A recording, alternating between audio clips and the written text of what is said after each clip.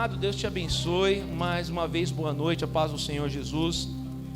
Irmãos, hoje nós vamos falar, na verdade eu quero mexer um pouquinho hoje com a sua cabeça, quero mexer um pouquinho com o seu entendimento, quero colocar você para pensar em algumas coisas. Pode ser que em um determinado momento dessa mensagem, você pense que eu estou falando alguma coisa mais voltado para coaching, mas não é essa a finalidade. Quando nós chegarmos ao final dessa mensagem, você vai entender um pouco daquilo que eu estou falando, tá bom? Irmãos, as pessoas no geral, né, tanto aquele que serve ao Senhor Jesus, como aquele que não serve ao Senhor Jesus, as pessoas elas têm uma curiosidade muito grande sobre o futuro, sobre aquilo que há de vir. As pessoas têm curiosidade, elas têm curiosidade, por exemplo, da sua vida pessoal, íntima, individual. Puxa, né? O que será de mim daqui 5 anos? O que será de mim daqui 10 anos? O que eu vou estar fazendo? Ou a minha família? Ou o meu trabalho? Né? Ou até pessoas que ficam pensando na questão do país, né? Como é que será que o país vai estar daqui 5, 10, 15, 20 anos? As pessoas se preocupam com isso, de ter o gostinho de tentar saber, se antecipar aquilo que vai acontecer lá na frente. E aí eu gostaria de ler uma palavra com você que fica lá no Evangelho de Marcos, segundo escreveu Marcos, capítulo 13, e diz assim a palavra do Senhor, Marcos 13, 3 e 4. E assentando-se ele no Monte das Oliveiras, de fronte do templo, Pedro, Tiago, João e André lhe perguntaram em particular: dize-nos, quando serão essas coisas? E que sinal haverá quando todas elas estiverem para se cumprir? O Senhor Jesus estava pregando, ensinando, evangelizando e falando de algumas coisas do porvir. E aí os discípulos, depois que acabam o culto, esses 4 discípulos, Pedro, Tiago e João e André, vão lá, procurar o Senhor em particular e dizem: Senhor, conta aqui para nós, quando é que essas coisas vão acontecer? Quando é que essas coisas vão se suceder? Aqui também os discípulos, os apóstolos também tinham curiosidade da volta de Cristo, do reino do Senhor Jesus que ia chegar. Irmãos, você sabia que nos dias de hoje, as pessoas com esse anseio e curiosidade do futuro, elas têm buscado saber essas coisas em muitas religiões pagãs? As pessoas têm buscado a saber do seu futuro e das coisas que vão suceder através da astrologia, através dos signos, através dos búzios. Tem pessoas que eles fazem, não sei como é que fala isso, mas eles fazem uma leitura da sua vida através da borra de café. Vocês já chegaram a ver sobre isso, né? Então, cartas, né? Tem um monte de coisa aí que o pessoal faz para poder descobrir o futuro, né? E aí, quando eu estava trabalhando de aplicativo, teve um dia que foi muito engraçado. Se tivesse filmando, ia virar meme, né? Eu estava fazer uma viagem, eram três meninas, 3 jovens, 3 meninas novas, né? E aí elas entraram no carro, todas elas contentes, aí falando: não, eu estou indo estudar, eu estou indo trabalhar e tal, não sei o que, contando ali a vida delas, eu trabalho de babá. E aí elas falaram: não, nós somos cristãs, né? Nós caminhamos com o Senhor Jesus, frequentamos tal igreja. Eu falei: puxa vida, que alegria, né? Glória a Deus, tal, beleza. Aí o assunto comigo encerrou, né? E eu fiquei dirigindo e elas ficaram conversando lá com elas. Aí daqui a pouco uma delas fala assim: nossa amiga, eu fui lá naquela moça para ela tirar a carta para mim, para saber se aquele menino gosta de mim. Eu falei: meu Deus do céu, acabou de dizer que era cristã, né? Acabou de dizer que serviu o Senhor Jesus, agora foi lá tirar a carta. Mas acontece muito, né? Mas isso, irmãos, isso é um caso mais extremo. Quando nós estamos falando sobre essas questões de carta, búzio, astrologia, isso a tendência é daquelas pessoas que não caminham com o Senhor Jesus. Isso é, né, o ímpio, né? Você vai ter alguns casos no meio da igreja? Sim. Algumas pessoas que ainda não entenderam, pessoas que estão caminhando, estão buscando ao Senhor, e um dia elas vão chegar lá. Mas no nosso meio comum, o que é muito comum é as pessoas quererem profetadas, quererem uma palavra, quererem um auxílio, algo instantâneo e algo muito rápido, né? Então pessoas que vão buscar, não, eu vou lá naquele culto do pastor fulano de tal, porque chega lá, ele revela a vida de todo mundo. É o ministério Kodak que ele tem lá, né? Você vai lá, ele revela a vida de todo mundo. Ou as pessoas ficam buscando, puxa, eu tenho que ter um sonho. Eu tenho que ter um sonho. O Senhor vai falar comigo através de um sonho. Aí você tem um sonho, aí você fala, puxa, e agora? Será que esse sonho é coisa da minha cabeça? Ou será que foi o Senhor que colocou? Você percebe? Fica algo meio subjetivo, fica algo meio duvidoso. Ou até mesmo quando você sente algo dentro de você muito forte, e né, você sente algo dentro de você muito forte para você fazer uma determinada coisa, mas aí você fica pensando, puxa, será que essa voz, ela é de Deus? Ou será que essa voz é a voz do meu coração? E aí você fica com dúvida, e isso é muito comum no nosso meio. E aí você fica naquela expectativa, naquela ansiedade de poder saber o futuro e saber das coisas que vão acontecer. E às vezes a gente acaba caindo, irmãos, em alguns erros, em algumas armadilhas. Você sabe que tem um pastor muito conhecido, e eu amo ele, eu gosto muito dele mesmo. Ele é um pastor muito relevante. Ele tem feito a diferença na nação, ele tem feito a diferença em outras nações, mas aconteceu um caso com ele que toda a internet ficou sabendo. Então ele foi num culto, e foi um daqueles cultos muito avivado. Você acompanha na internet uma igreja grande, muita gente cantando, muita gente louvando, como nós estávamos aqui, aquela atmosfera perfeita. Os irmãos subiram no púlpito, e tudo orando, e tudo clamando, e ele vai e libera uma palavra sobre o pastor daquela igreja. Ele falou, Deus está abençoando a sua vida, você vai ter um ministério muito grande, Deus vai fazer muita coisa através da sua vida, e tal, e tal, e tal, e tal, e tal. Passada uma semana, a esposa dele é presa, acusada de mandante da morte dele, que ele agora está morto. Ele era um pastor muito abençoado, muito conhecido, e acabou errando com relação a isso, entendeu? E nesses casos, a gente cancela o pastor? De maneira nenhuma. Qualquer um pode errar. Eu evito o máximo possível para poder dizer algo para uma pessoa diretamente, dizer que Deus está falando.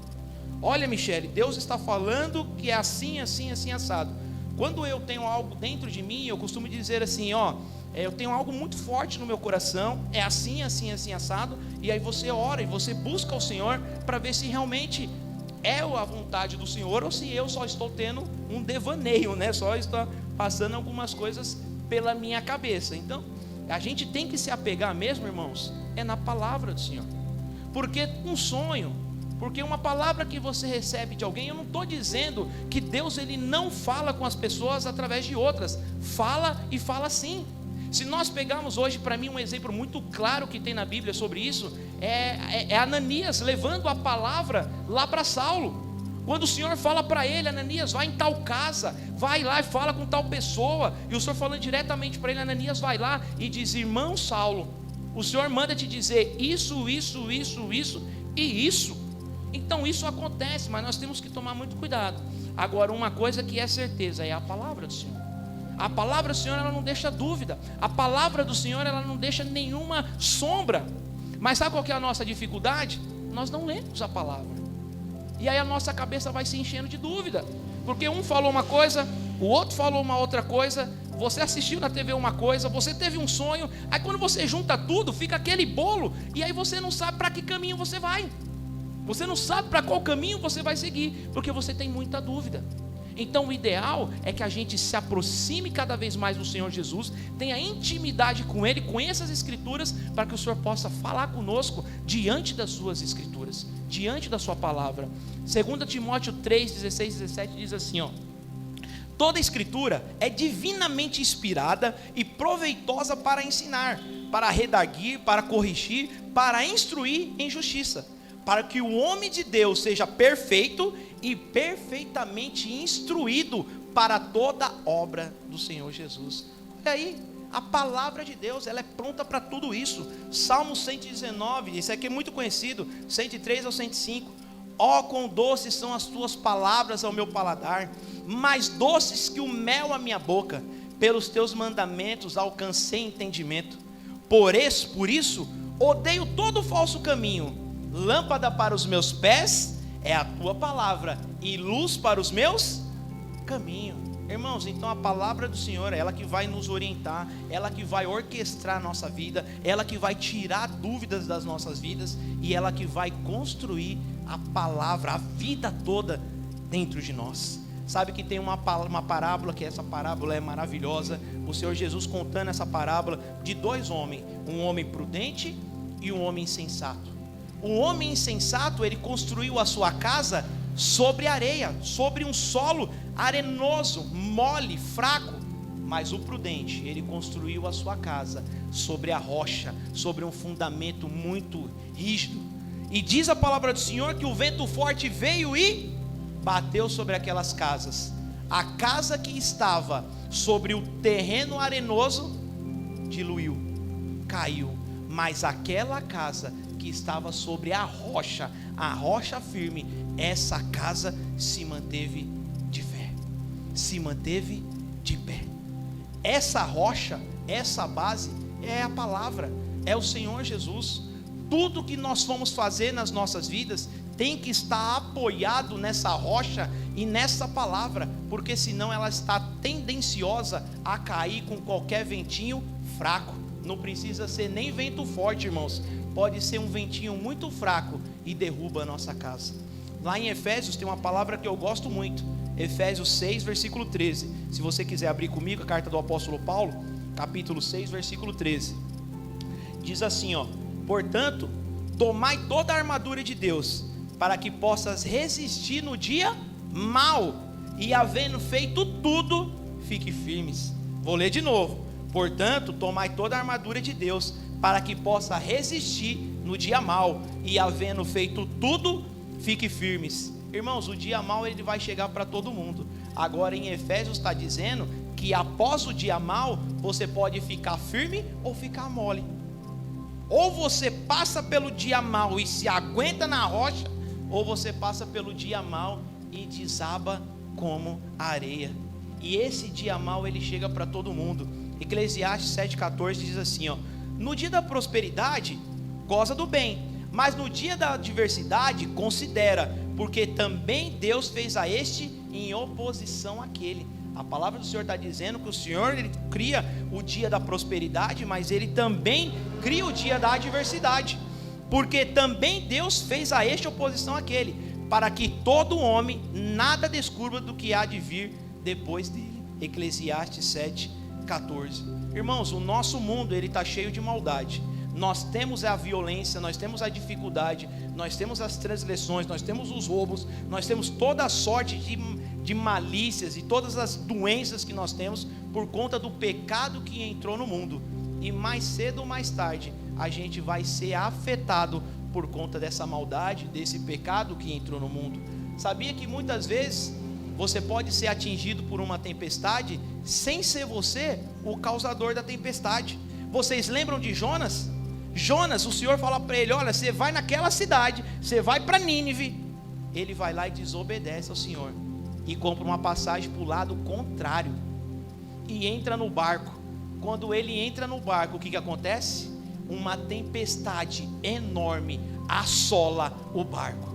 Agora pergunta para vocês, quem estava em desobediência? Jonas ou toda a tripulação do barco? Jonas ou todos os participantes daquela viagem? Só tinha uma pessoa em desobediência, e uma pessoa levou um monte de pessoas a sofrer.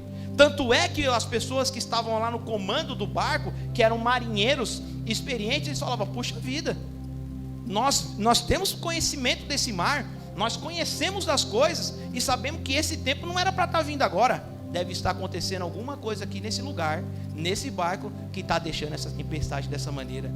E Jonas vai lá e fala para ele, o problema sou eu, me joga fora, me lança fora do barco, que a tempestade vai passar. Então tem muitas vezes, irmãos, que a gente passa por tempestade e por dificuldade, porque tem alguém desobedecendo ao Senhor.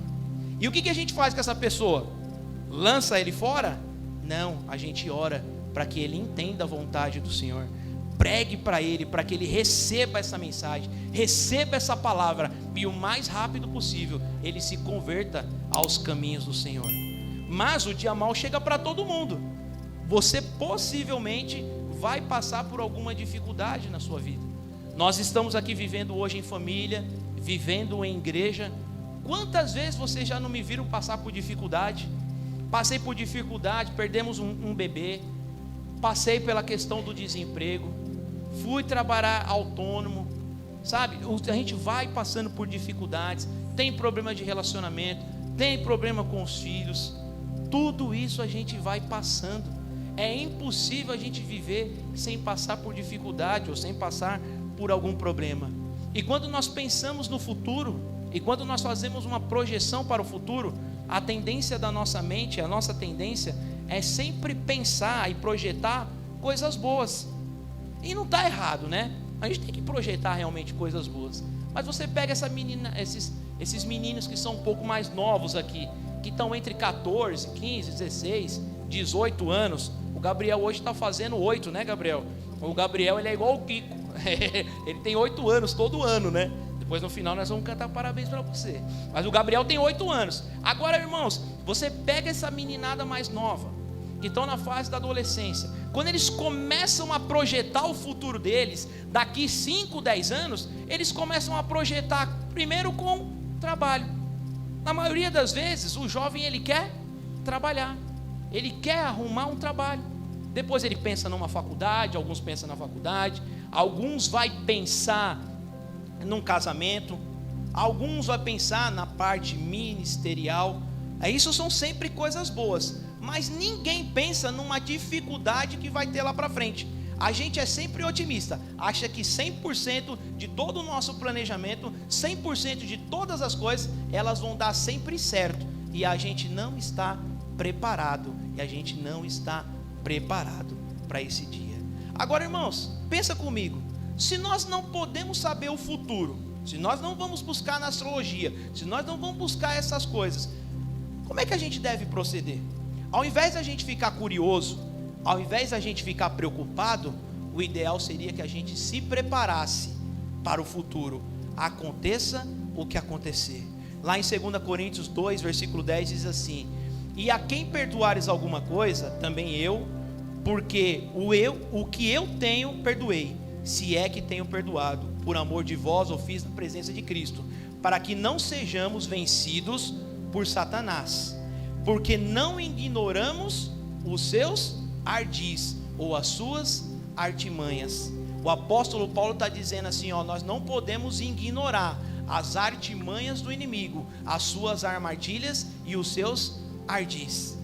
Irmãos, a gente vê sempre em competição que as pessoas elas treinam para competir, mas elas também estudam seus adversários.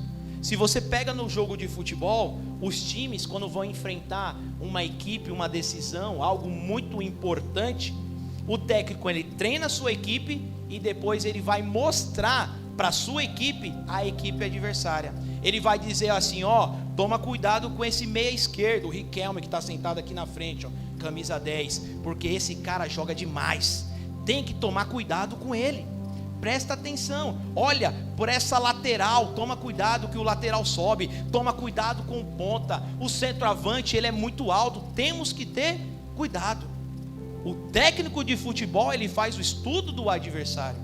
E quando é numa luta, numa competição, luta de boxe, de UFC que está na moda, eles treinam, mas eles sempre estudam o adversário e falam assim, esse adversário que você vai estudar, esse cara é bom no chão, ele é bom na amarração, ou não, esse cara aqui não é bom no chão, esse cara é bom de trocar porrada em cima, tem que ficar atento com ele, tem que manter a guarda sempre para cima. Então aqui ele está cumprindo essa palavra, eu não ignoro os ardis do inimigo e as armadilhas e as artimanhas do inimigo.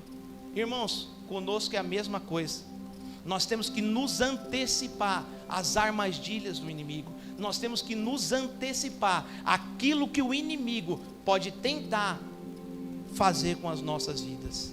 E aí a gente faz todo esse planejamento, mas a gente não planeja. Quem aqui planeja que aqui 10 anos pode passar por uma enfermidade séria? Quem aqui 10 anos planeja que vai perder um bebê quando está grávida? Quem aqui planeja que daqui 10 anos vai passar por uma crise financeira? Quem aqui 10 anos planeja que vai perder um ente querido?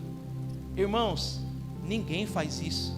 A gente só faz as coisas boas, mas a gente não tem que fazer um planejamento para isso. Nós temos que estar preparado para isso, para quando isso acontecer, a gente não possa ser pego de uma maneira desprevenida. Vocês lembram de Noé? Lembra da arca de Noé? O Senhor antecipou ele e disse: Noé, eu vou destruir toda a humanidade, vai cair água do céu, vai inundar tudo e não vai sobrar nenhum. Construa uma arca, faça dessa maneira, dessa medida, dessa forma, e você e a sua família vai entrar naquele lugar. Ele recebe a palavra, obedece ao Senhor, o dilúvio vem, a dificuldade vem, porque ele ouviu a palavra, porque ele obedeceu, porque ele se preparou. Ele e toda a família dele conseguiu sobreviver àquela dificuldade. E assim somos nós, meus amados irmãos, assim somos nós. Nós temos que estar preparado pelas dificuldades, nós temos que estar preparado pelas coisas que podem vir. Só que tem hora que a gente é adulto, mas a gente pensa igual criança, irmãos. A gente fica vendo o nosso comportamento e fala: meu Deus, Senhor, tenha de misericórdia de nós. Nós estamos parecendo criança. Você pega nessa área do trabalho, você pega nessa área na parte profissional. Quantas vezes você vê jovens dizendo assim: eu quero ser médico, eu quero fazer medicina, eu quero me formar em direito, eu quero ser advogado, não, eu quero ser engenheiro. Aí você pergunta para essa pessoa, para esse jovem, né? Você está estudando para isso? O Enem está aí. Quantos de vocês prestaram o Enem para ver como é que está indo a nota de vocês? A gente já começa muito errado desde cedo, irmãos. Até na nossa escolha da profissão, a gente não se prepara para o futuro. A gente fala: eu quero fazer, não te dá as possibilidades de você fazer. E aí a gente não faz, até que o tempo passa, a gente fica com 18, com 20 anos, não está formado, não tem experiência. Sabe o que vai acontecer com a gente? A gente vai pegar a maioria dos serviços que tem por aí, para ganhar bem pouquinho e trabalhar bastante, para roubar o nosso tempo. Aí num trabalho não dá, a gente vai e arruma o segundo. Aí o segundo não dá, a gente inventa uma renda extra, o terceiro. Porque a gente não se preparou lá atrás. Porque a gente não se preparou, a gente sempre achou que tudo ia dar certo, que 100% do nosso planejamento lá na frente ia dar certo. Aí quando chega lá na frente você vê que não deu certo. Eu falo isso para os meus meninos direto.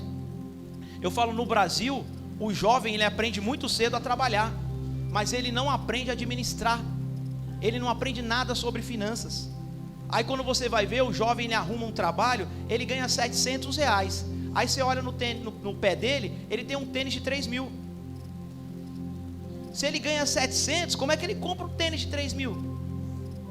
É mais um endividado, é mais um para pagar juros para o banco, é mais um para deixar o rico cada vez mais rico e o pobre cada vez mais pobre. Bom, xibom, xibom, bom, bom, que nem diz a musiquinha, certo? Sei que vocês não escutam, né, irmão? É só eu que lembro, né? Então, irmãos, nós temos que aprender, porque quem vai pagar, na verdade, o pato e a conta, somos exatamente nós. Então nós temos que planejar a nossa profissão, nós temos que planejar as nossas finanças, nós temos que crescer com maturidade, para quando vier uma dificuldade lá na frente, a gente saber passar por essa dificuldade. A pandemia bateu na porta aí. Você sabe quem mais passou bem na pandemia? Aquele cara que sabia fazer 2 ou 3 coisas. O carro-chefe dele era o trabalho dele. Aí fechou as portas no trabalho dele. Ele falou: puxa, eu tenho uma segunda alternativa. Eu sei cortar cabelo, vou cortar o cabelo. Não, eu também, além de cortar cabelo, eu sei fazer doce. Foi lá fazer doce, passou bem.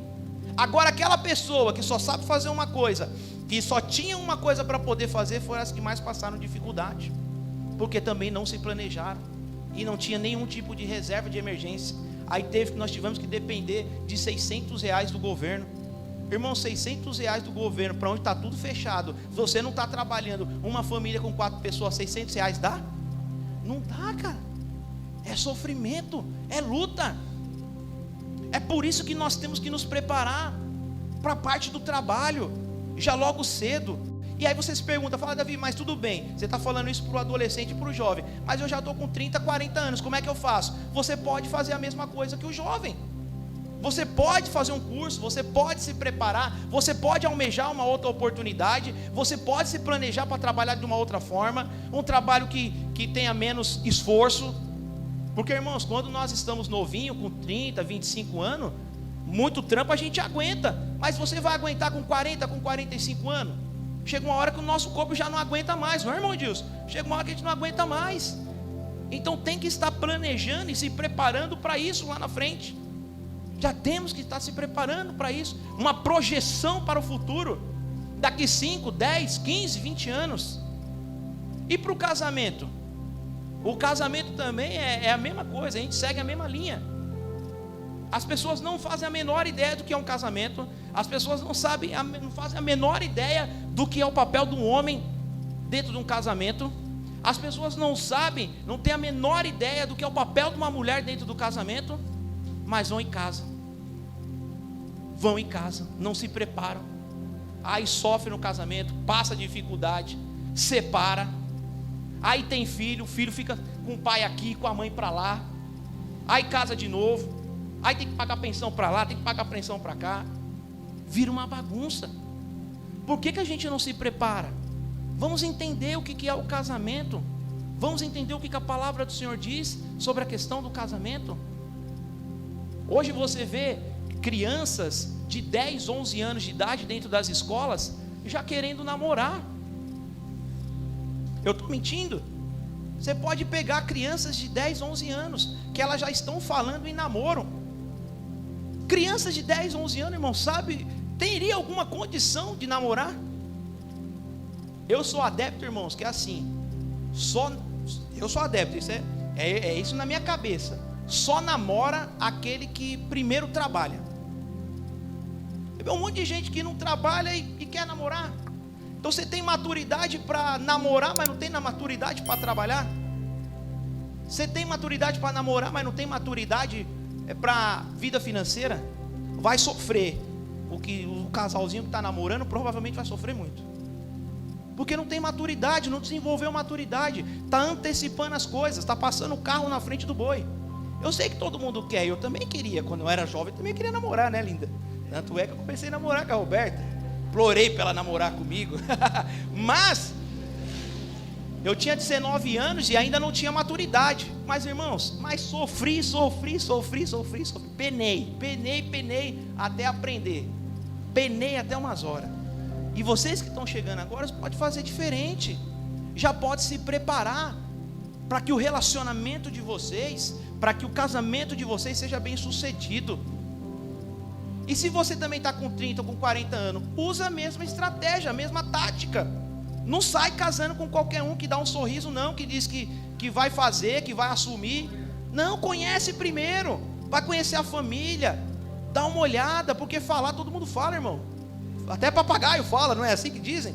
Falar todo mundo fala. Aí quando você vai ver, não era bem aquilo. Então conhece, vai com calma, vai com cautela, se planeja, pensa lá na frente, que você pode sofrer, fazer algumas pessoas sofrer com relação a isso. Faça uma projeção para o futuro. E filhos é a mesma coisa. Temos que tomar cuidado, principalmente, irmãos, com a questão de filhos. Se você está namorando, irmãos, não é só por sexo. Não é só por sexo. Pode ter uma criança envolvida. E você pode fazer essa criança sofrer e pode trazer um sofrimento para você mesmo. Eu sou prova disso. Eu fui pai muito cedo. Eu sofri demais para criar os meninos. Os meus meninos também sofreram por conta da minha imaturidade, por conta da minha irresponsabilidade. Então filhos é coisa certa. Se o Senhor Deus falou que o sexo é só depois do casamento, é porque Ele está dizendo que é uma coisa boa. Ele não quer nos privar de nada, Ele quer nos ajudar. Ele quer nos ajudar, nos orientar, para que a gente não tenha problemas lá na frente. já falamos muitas vezes aqui sobre a questão de crianças criadas sem o pai, ou criadas sem a mãe, ou que estão nos orfanatos. Irmãos, as coisas são muito sérias. Nós estamos lidando com vidas, não é coisa simples não, é com vidas, é com pessoas. Você vê, a Érica estava aqui orando por um menininho, que já tão cedo, tão novinho, já está com uma dificuldade, já está com um trauma, fruto de irresponsabilidade, fruto de não projetar o futuro, de não pensar lá na frente. E graças a Deus que tem um evangelho, graças a Deus que tem igreja, que possa acolher ele. Você esteja muito atento a todas essas coisas que está acontecendo na igreja, irmãos, porque nós estamos aqui para ser canal de bênção, Senhor. Nós estamos aqui para receber as pessoas, para dar um abraço, para orar pela vida delas, para clamar pela vida delas, para que o Senhor Jesus mude a vida, mude a sentença, e que ela seja bênção, em nome de Jesus. E o ministério, planejamos trabalho, planejamos casamento, planejamos filho. Agora, você sabia que a parte do ministério, na maioria das vezes, irmãos, ele sempre fica de lado, sempre fica por último. A gente prioriza tudo, principalmente trabalho, irmãos. Como o trabalho, ele rouba o tempo do ministério. Sempre as pessoas falam: meu trabalho, mas eu tenho que trabalhar, mas eu preciso trabalhar, não sei o meu trabalho, tudo é o meu trabalho. O trabalho é importante, irmãos? Importante. Nós temos que trabalhar? Temos que trabalhar. Afinal de contas, nós não queremos uma igreja de desempregados, nós queremos uma igreja de todo mundo empregado, bons profissionais, servindo a igreja e servindo a sociedade lá fora. Mas o seu trabalho, ele não pode ser mais importante do que servir ao Senhor Jesus. Se o seu trabalho é importante, você imagina a obra do Senhor. Se o seu trabalho é importante, meu irmão, você não tem noção da importância do reino de Deus, do ministério do Senhor Jesus. Então trabalhe, mas não deixe o trabalho ofuscar o ministério do Senhor. Você vai ver que passado alguns anos, se você trabalhou muito tempo numa empresa, ou não trabalhou, ou foi demitido, ou se aposentou, você vai ver que tudo isso um dia vai passar. Mas o ministério, o reino do Senhor, a palavra do Senhor, ela não vai passar. Ela é permanente, ela é eterna. Em nome de Jesus. Então planeje também no seu ministério. Falou: Senhor, daqui 5, 10 anos, como é que eu estarei diante do Senhor, diante da tua igreja? Estarei fazendo alguma coisa para o Senhor, servindo ao Senhor, servindo a igreja, servindo a sociedade? Comecem a pensar nisso. Daqui 5 ou 10 anos, ou nós vamos ficar sempre parados e estagnados, sem dar um passo para frente, ou vão estar sempre regredindo e voltando para trás. Os anos vão para frente e a gente vai voltando para trás. Vamos começar a pensar e a planejar a vida ministerial, a servir ao Senhor Jesus. Agora, irmãos, vamos supor que tudo isso na sua vida dê certo. Você planejou o seu trabalho, você planejou o seu casamento, você planejou os seus filhos, você planejou o seu ministério, você está obedecendo, você está fazendo tudo direitinho, as coisas estão todas dando certo. Pergunta: se o Senhor for visitar o teu coração, o que Ele vai achar lá? Se o Senhor fizer uma visita ao seu coração, o que Ele vai encontrar lá? Porque todas as coisas, irmãos, elas vão passar um dia. O seu trabalho vai passar, o casamento vai passar, os filhos vão passar, eles vão crescer, eles vão seguir o caminho deles. O ministério, o serviço que você está fazendo dentro da igreja física vai passar, mas aquilo que o Senhor colocou dentro do seu coração, isso nunca vai passar. Quando o Senhor te visitar nesse dia, Ele vai encontrar um coraçãozinho queimando por Ele. Ele vai encontrar um coraçãozinho apaixonado por Ele. Nós estamos nos projetando daqui 5, 10 anos. Daqui 5, 10 anos você vai estar queimando na presença do Senhor. O Senhor vai te encontrar nele. Ou sabe o que eu fico pensando, irmãos? Corre o risco de daqui 5, 10 anos o Senhor chamar nós e a gente fazer igual Adão e Eva fez, se esconder atrás de uma árvore, de um arbusto, porque está com vergonha daquilo que fez. Não deixe isso acontecer com a sua vida. Não deixe isso acontecer. Daqui 5, 10, 15 ou 20 anos, não importa os anos que passarem, quando o Senhor Jesus chamar você, você diga: eis-me aqui, Senhor, estou te amando como há 10 anos atrás, estou com o meu coração queimando para o Senhor como há 10 anos atrás, como naquele dia que o Senhor me encontrou. Eu lembro, irmãos, no dia que eu entreguei minha vida para o Senhor Jesus. Aquele dia eu estava tão angustiado, tão atribulado, tão sofrido, tão encarcerado, tão atribulado, que eu precisava de um alívio e de um conforto. E naquele dia o Senhor Jesus me encontrou, e o amor dele invadiu dentro de mim, e eu nunca mais saí da tua presença. E eu quero que daqui 30 anos eu me lembre dessa mesma experiência, desse mesmo amor. Eu quero que daqui 10, 15, 20 anos, se eu estiver aqui ainda, o meu coração ainda queime por aquilo que o Senhor Jesus fez na minha vida. Agora, sabe o que pode acontecer? Nós estamos falando na hipótese de dar tudo certo. Deu tudo direitinho. Eu fiz igual um reloginho. Deu tudo certo. Mas se daqui 10 ou 15 anos você se encontrar como um câncer, como a irmã Fátima está,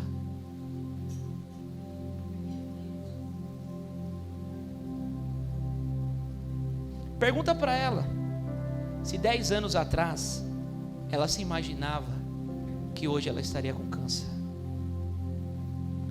Pergunta para o pastor Henrique se há 10 anos atrás ele se imaginava que estava passando por uma doença renal. Pergunta para ele, ou pergunta para o Cosmo, se o Cosmo imaginava há 10 anos atrás que ele ia dar um rim para o pastor Henrique. Você que perdeu um ente querido seu na pandemia, volta para trás, pergunta lá para os seus familiares se 10 anos atrás você se imaginava perdendo uma pessoa. Ninguém se imagina, ninguém planeja isso, e eu não estou dizendo que isso vai acontecer com você, e eu espero que não, mas pode acontecer. E quando isso acontecer, que o Senhor Jesus te chamar, você vai estar na mesma posição? Você vai estar louvando? Você vai estar o adorando?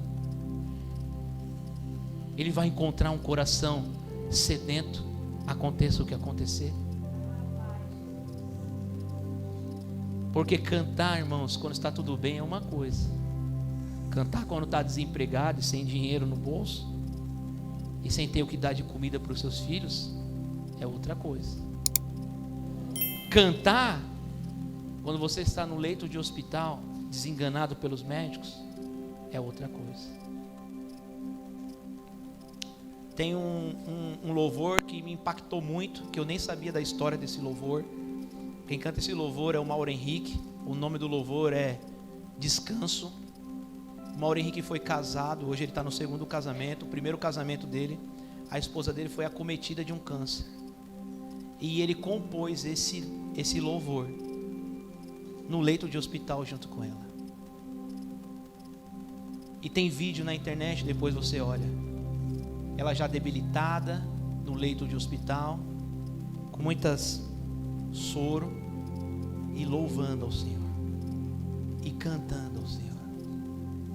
E ela faleceu muito jovem. O Senhor Jesus não a curou desse câncer, mas ninguém entra no céu enfermo. Ela foi curada, sim, mas aprove a Deus a não curar ela. E esse louvor ele fala muito comigo. Depois, se você tiver a oportunidade, procure lá. Posso descansar em Ti. eu posso descansar em Ti. E aquela moça, mesmo passando por aquela dificuldade, no momento de metástase, ela louvava o Senhor, ela clamava ao Senhor. Porque, irmãos, nós estamos muito apegados às coisas desse mundo. A gente se apega demais ao dinheiro, ao trabalho, ao nosso carro, à casa, todas essas coisas. Só que isso daí não garante conforto e alívio. Isso não garante salvação.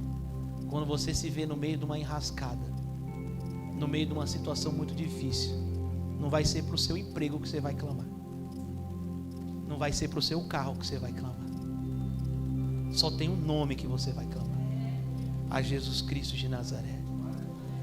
E por que nós temos que esperar chegar numa situação como essa para poder clamar? Por que nós não podemos já clamar agora? Por que nós não já nos podemos nos preparar para clamar ao Senhor em meio à tempestade, em meio à dificuldade? O Senhor Jesus fez uma promessa maravilhosa nas nossas vidas.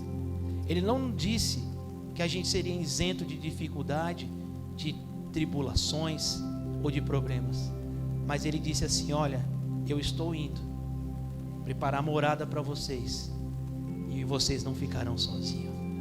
Vocês terão o Espírito Santo da promessa. Ele vai estar com vocês todos os dias da sua vida. Na dificuldade, na tribulação, na ansiedade, vocês têm um consolador, vocês têm um amigo.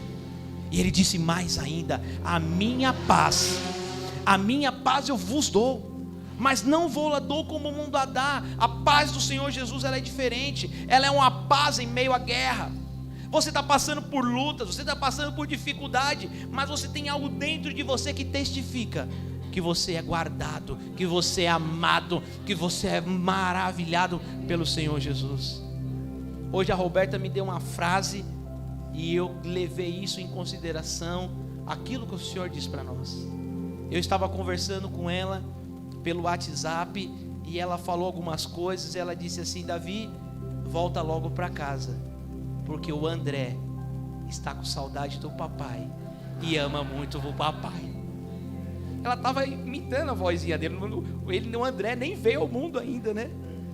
Eu falei: meu Deus, se o Senhor Jesus um dia disser isso para mim, que está com saudade de mim, que me ama, que me espera, que quer estar comigo, essa é a melhor coisa do mundo, irmãos. É ser amado por Ele, é ser achado nele. Nós temos que ser achado nele. Nós temos que estar com o nosso coração guardado, protegido, selado por Ele. É isso que nos motiva, é isso que nos faz caminhar, é isso que nos faz vencer as dificuldades, as tribulações dessa vida. E para concluir, eu quero ler com você Filipenses capítulo 3, em nome de Jesus. Resta, irmãos meus, que vos regozijem no Senhor. Não me aborreço de escrever as mesmas coisas, e é segurança a vós. Esse foi o versículo 1, versículo 12. Não que já tenha alcançado ou que seja perfeito, mas prossigo para alcançar para o que fui também preso por Jesus Cristo.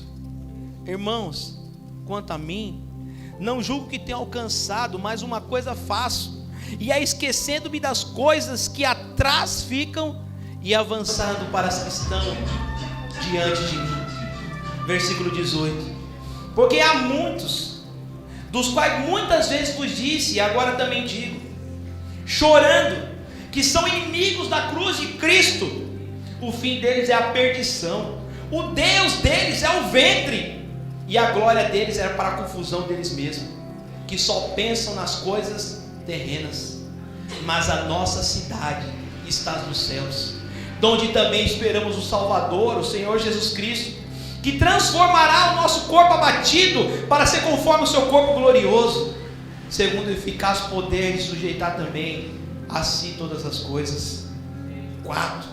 Portanto, meus amados e muito queridos irmãos, minha alegria e coroa está assim, firme no Senhor, amados, em nome de Jesus. E aí, meus amados, tem algo muito interessante e que você também deve levar em consideração. Daqui 5, 10 ou 15 anos, pode ser que o Senhor Jesus chame você para o encontro com Ele. Nós não sabemos quando nós iremos para o Senhor, nós não sabemos o dia, a hora, nós não sabemos. Mas uma coisa nós sabemos: nós temos que estar preparados. Como diz aquele louvor de Carlos Barneia: se te pedir a tua alma hoje, o que tens a oferecer? Se te pedirem a tua alma, o que tens a oferecer? Extra, o mundo acabará amanhã de manhã. Se o Senhor Jesus te chamar ao encontro nessa noite, você tem certeza da sua salvação? Suas mãos estão limpas para se oferecer diante dele? Faça uma reflexão nessa noite. E você tem nessa noite a oportunidade de arrepender dos seus erros, de arrepender dos seus pecados e buscar a santificação em Cristo Jesus, para que naquele dia você possa se apresentar diante dele, santo e irrepreensível, e diante dele em amor. Fique de pé, em nome de Jesus.